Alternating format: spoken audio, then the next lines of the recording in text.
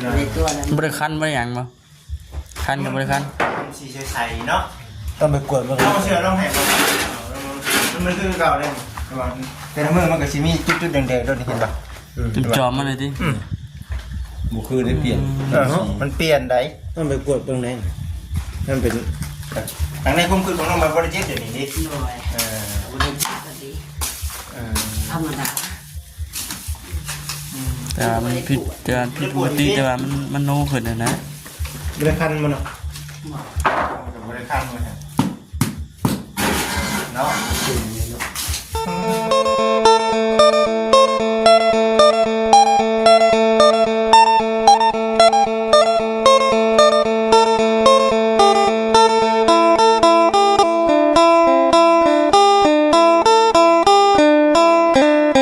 เลยพี่น้องเนาะเขาก่อนอื่นก็ทักทายสบายดีเด้อพี่น้องเด้อเนาะ FC กันเบิดสุขุสุคนพี่น้องพ่อๆกันคือเก่ามื้อนี้ก็ได้พี่น้องเลยเนาะถ้าถือว่าเดทแห้งขนาดพี่น้องแบบโอ้โหเหลื่อมตายิบยับอยู่ซั่นมื้อนี้ก็ได้เดินทางมาอยู่ที่บ้านที่เฮือนทางสักแก้วเพิ่นพี่น้องเลยเนาะมานำกันกับบ่จิตเพิ่นแน่เบาเสียงหน้าพร้อมพี่น้องเลยป้าเข้าไปเบิ่งอัปเดตเพิ่นพี่น้อง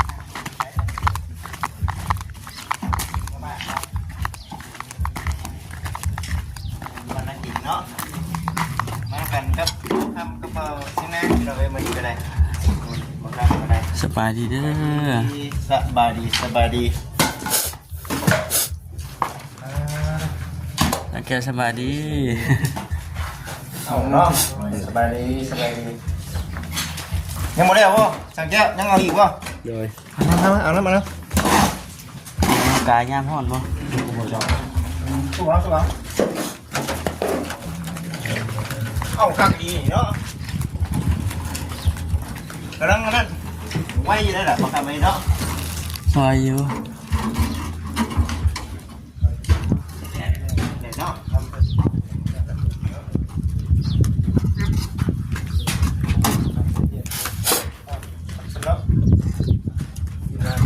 พอดีมาแต่บ้าน สบายดี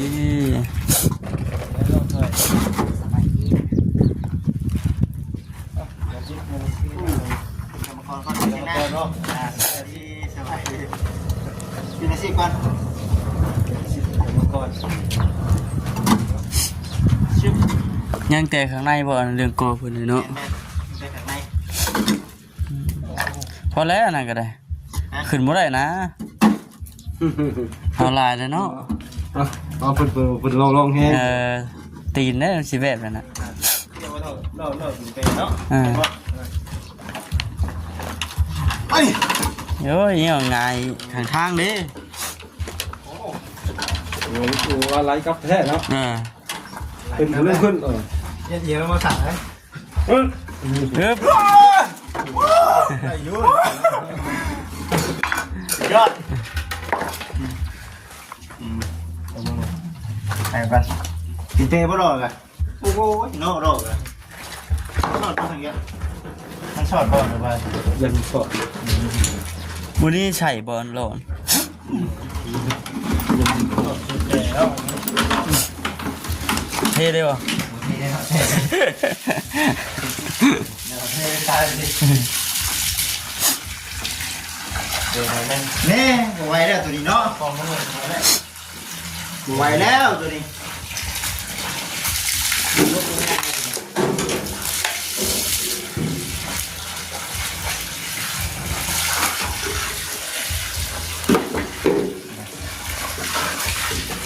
มื้อนี้คือมิดจะดีแท้มื้อนี้ ยิงเอาเนาะมันนี่เนาะ ทางไหนเพิ่น โอ้ทำปีนมาครับ เนาะ ทำปีนึงออกสีลงให้เนาะ เอาว่า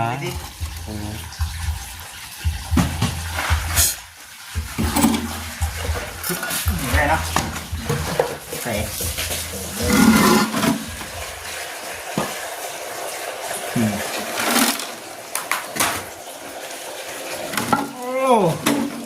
น้องถือท้องลุยผู้เดียวบ่ กับน้องฉลาด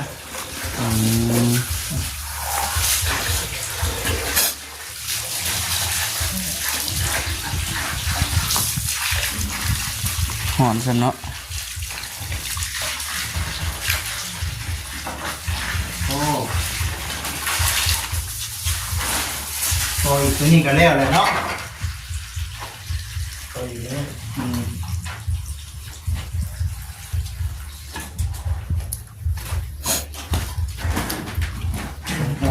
สวัสดีเงาได้เนาะ โดย เงา แล้ ได้ วแต่ อ๋อเจ็บเขามา แห้งดีนะเด่นแห้งดีว่ะ เพียร ยังดีที่ว่าเขาเห็ดตัวนี้ก่อนเนาะตัวนี้แล้ว เมื่อเช้านี่น้องลาเห็ดเป็นน้องร้าน อ๋อ อันนี้เธอทานรอบเบิ้ลเลยมันบอกรอบอะไร ยังแต่สอง ไม่สอง เดี๋ยวที่ได้สามครั้ง เป็นชาวลิที่3เนาะ โดย ต่อไปมันจะเป็นช่องลมแม่นเนาะ ห้องน้ ช่องลมของน้ ผมลง ำแล้วกับพวกแก้วเนาะพวกแก้วส่วนตัวนี้ดิตัวนี้ก็ต้องไปเทเพื่อนเนาะเข้ามาเข้ากันเลยเนาะ เลย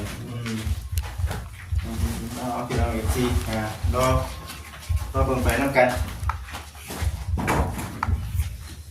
ตัวนี้แบบว่า ำตัวนี้ มากันบ้าเอาเลย ทำมาทางอยู่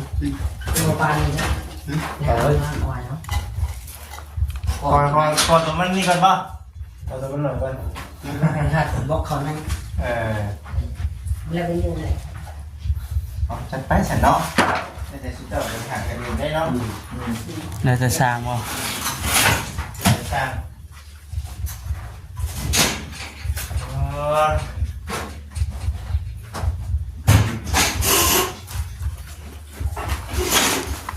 พอเลยนะ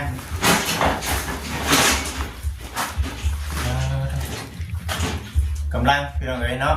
กำลังว่าในเซคานเนาะวันนี้เซคานตัวนี้ไวยุน้องๆเป็นไวยุพี่น้องทิมแล้วว่าตัวนี้มันตายแล้วเนาะ เอาห้องไก่เลยนะเด้งหาง ได้ทำดีเลย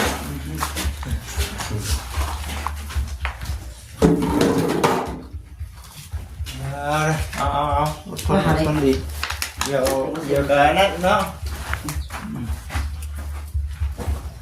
บุรุษก็เร็ว เดี๋ยวให้ตัวปิดจับเป็น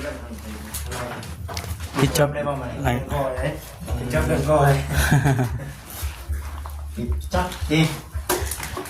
คงรู้ทำคนเห็นได้ไวอยู่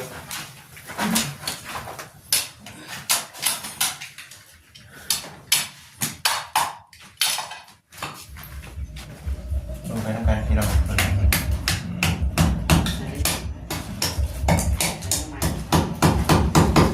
เก่งมาดิเนาะไม่ทิ้งจันบ่ แมนอยู่ไม่ยังเพื่อนเอิ้นนะไม่กระทวนบ่ไม่ยังบ่นะ ชวนเนาะ ไม่กระทวนไม่ยังไม่กระทวน บริษัทจะถึงในจนลืมคนชื่อมันเนาะ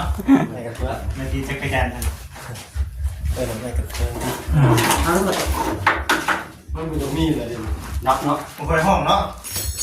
ก็คนนั้นเนาะ ยังหมดยำบ่ยำนี่เนาะตัวเก่าเนาะ ยังยังนี่นะมันบ่ ยังอาคิดว่าเขามันจะมีบุญแล้ว จะเก่าแต่ดีกันเนาะ มีแต่ชื่อแค่ตลาดเนาะ โอ้ครึ่งคืออยู่ตลาดไปหาการอยู่ตลาดนะครับนี่เนาะแต่ผมมีดิ อาหารการแบบบ่ต้องใส่โคมใส่หยังดอกดิ อยู่ตลาดเพื่อเลือกของกินนี่พี่น้องเอ้ยเนาะ จะไปจัดที่ตลาดห้องอยู่เลย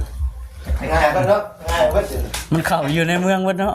เมืองว่า พวกกบพวกเขียดนี่มักอยู่ในเมืองเด้อ แก เด้ งกบเขียดดิ มาอยู่น้ำตาทุ่งไห้ทุ่งนาคือแต่เก่าแล้ว กี่ เขากัด ใครตรงหน้าบ่เนาะ เขากัดเอาได้เขากัดงาน กัน บักก็อีกเหรอหาเอาอีก อันเอาเลย ให้กูว่าหมักไฟบางแง้วโอ้ดจักสติงติดแล้วเหรอ เป็นวิญญาณเขา เลือกเทวิธีหากินแผ่นนักลงไปต้องโอ้นั่นนี่โอ้เนาะโอ้โอ้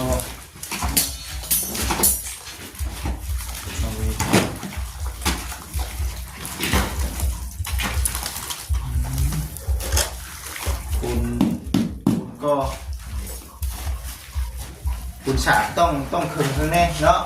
ปูนนี่คือเฮ็ดซี่ก็ได้ปูนนี่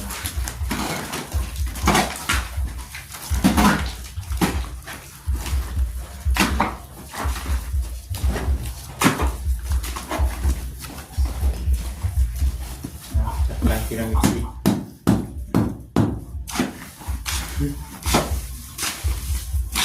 ปั่นเตาแล้วเนาะปั่นเตาจนดื้อเลยอยู่บ้านเนี่ยคุณเจ้าเอาอันนี้เอาดินจีเฮ็ดเตาเอาอบข้างในเลยหมดยังไงเนาะหมดยังไง แค่แต่มันลูกทับหัวเท่า อันมันหมดแล้วเนาะหมดไปกินได้ มันบุญ เตานี่เขายังไม่ถึงเลยเนาะ ผิวแล้วเอาจี อีกว่าได้อีกว่าทำได้ไอ้ไปซื้อแล้วได้กูสินำก็ได้เนาะเรียกว่าได้เนาะบอกได้บอกได้บอกได้ป่ะว้าวขัดยอดเนาะ เบิดดีได้ดิ มาอีกด้วยเนาะแต่ว่านี่กล้ามาส่งของนี่ได้ป่ะไม่ได้หรอกเนาะ อีกครึ่งหนึ่ง อีกครึ่งหนึ่งดิ ครึ่งหนึ่งก็ ทำได้เราดิซี่เนาะยังอยู่ในขั้นตอนผสมปูนใครอยู่ไหนมันใครอยู่นี่อยู่นอกยังคักเนาะเอ้าข้างตัวเองเลย บ่พอเนาะ โอ้หน้ามึงกี่เดียวเนาะตีเนาะบัดเรื่อยเนาะบัดเนาะอ่ะบัดบ่บัดเนาะมาแสดงว่าก็ใหญ่โกไม่ได้ บัดเจ็บไม่ได้แล้วมาให้พี่ชอบดีจังวันนี้เนาะมันอุ่มเลยเนาะมันคอยซึมเข่าได้กันนี่ บอลยังท่านเปียกก็มี เตะให้เนาะเอฟซีว่าเจ้ากี่ตัวเอฟซีว่าเจ้ากี่ตัวนี่คอเจ้าน่ะ จะดีได้บริตัว เป็นยัง เอาเจ้าตัวว่ามันเจ็บอยู่หักบ่เจ็บเดี๋ยวนี้มันต้องเจ็บเนาะถามเมื่อวานนี่ว่าโอ้ได้เจ็บปันใดบริษัทนะซีว่าโอ้น้องคือท้องโกหกแล้วบริษัทเห็นเมียมาเลยเข้าบดเนาะเดี๋ยวนี้บริษัท เจ็บเลยจริงๆหูชอบเนาะ ว่านี่เมียมาว่าใครเนี่ยแล้วบริษัทต้นเนี่ยเนาะ ต้องยาอะไรตรงนั้น ไปกวดต้นแล้วบริษัท ยัง ต้องไปกวดเบิ่งต้องไปห้องหมอเอาไปกวดเบิ่งได้เนี่ยอาพี่เพิ่งรู้แม่นเนี่ยมันจะแม่นยังไงเนาะใส่แล้วถ้าเป็นแห้งเนาะขึ้นนอกกระจกอยู่เนาะมาข้างทุ่งกับโมเมนต์จริงๆมันจะเป็นอย่างนี้ข้างทุ่งเนาะเคยเป็นวะเคยเป็นแล้วเคยเป็นวะ เฮ้ย เนาะจริงๆ ก็หัวด้วยนะมันเป็นก็หัวเลยอ่ะ เป็นในจริงๆชาวบ้านเป็นภาคกันเป็นทุกคนอ้าวว่ะ อันนี้มันทั้งคู่เด็กสุด เขาใช่เขาเนี่ยถ้าน้องทำดูก่อนรถ ถ้ามันบริเจ็บ ไม่เจ็บอะไร บริตัวนั้น บริคันบริยังบ่คันกับบริคัน สีใสๆเนาะต้องไปกวดมันต้องเชื่อต้องแหกมันคือเก่าเลยแต่ในเมืองมันก็สิมีจุดๆแดงๆด้วยเห็นป่ะ จอมมันเลยดิ บุคือได้เปลี่ยน มันเปลี่ยนได้ ต้องไปกดตรงไหน มันเป็นทางในคุ้มคือของน้องมาบริเจ็บเดี๋ยวนี้ดิ หน่อยบริเจ็บก็ดีธรรมดา แต่มันผิดปกติแต่ว่ามันโน้ขึ้นนะ บริคันมันเนาะบริคันมันเนาะไม่เคยเห็นเลยเที่ยว กดเบิ้ง เที่ยวสุขสลาเที่ยวนี่มันมีรถนอกจากว่าไปคลินิกเราไปห้องหมอมันต้องมีนะ ต้องหูเลยแต่มัน วานนี่ซ้ำนี่วานนี่เดินน้อยกว่านี้บ่ ปานนี่แหละ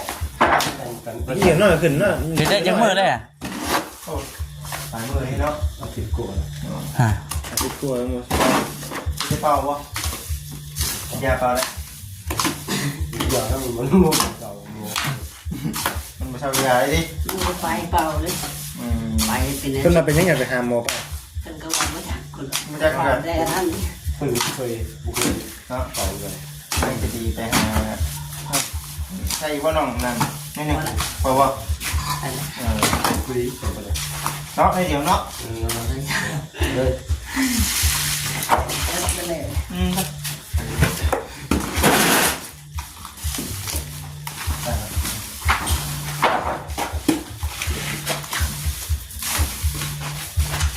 โอ้ยนั่งก็สบายแค่นี้เนาะ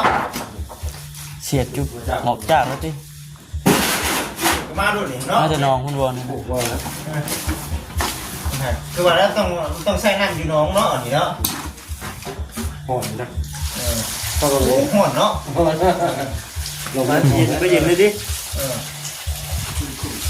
คุณเนาะ น้ำน้องใช่ล่ะบริวัตที่น้องดิบ้านนาเขานั่นเนาะแบบต่างกันเนาะ มาได้ติดมือของวง มันคือกันดีเนาะ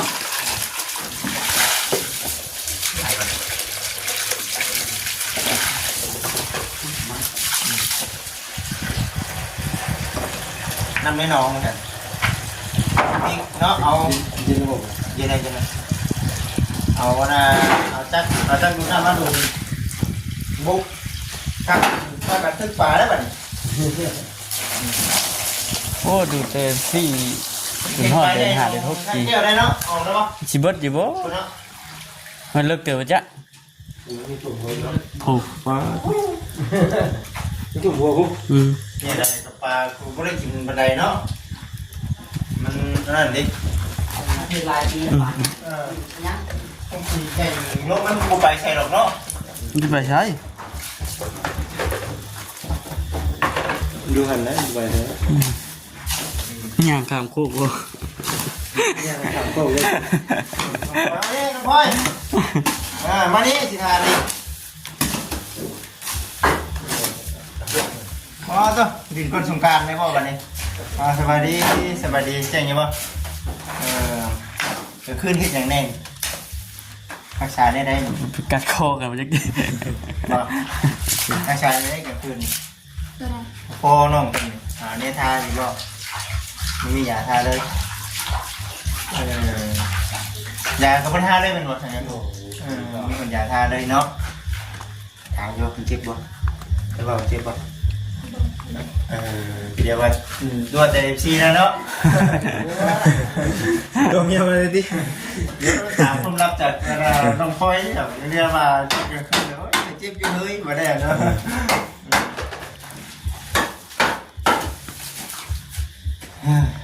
ฮ้อนเอ้า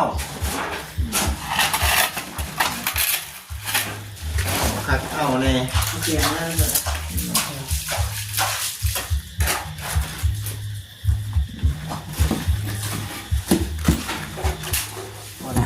เนาะ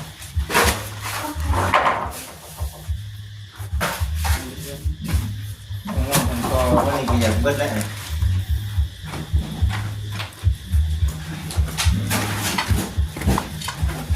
ผสมปูนคนละเนาะอย่างง่ายแน่ได้เนาะ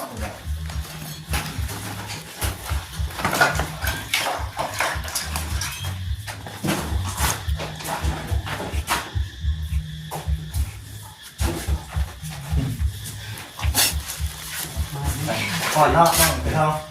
เอ้าเลยเนาะก่อนเอ้ามันนี่ยิ่งนั่นเลยคืออะไรมันจะจัดเนาะ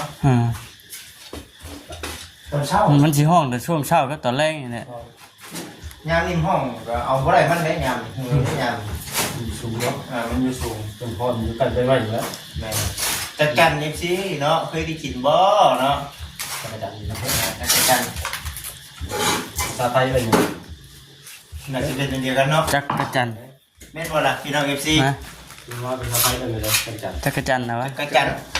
ปุ่มมองนี่ มันยังไม่กี่โมเมนต์ได้บ่นะคนละอย่างกันเลย โอ้โหขัดกันเนาะ จริงๆแล้วคนละอย่างเนาะ แม่เบิ่งไปน้องเป็นเฮ็ดน้องฉลาดเฮ็ดนี่ก่อนรวมทั้งบ้านน้องฉลาด อั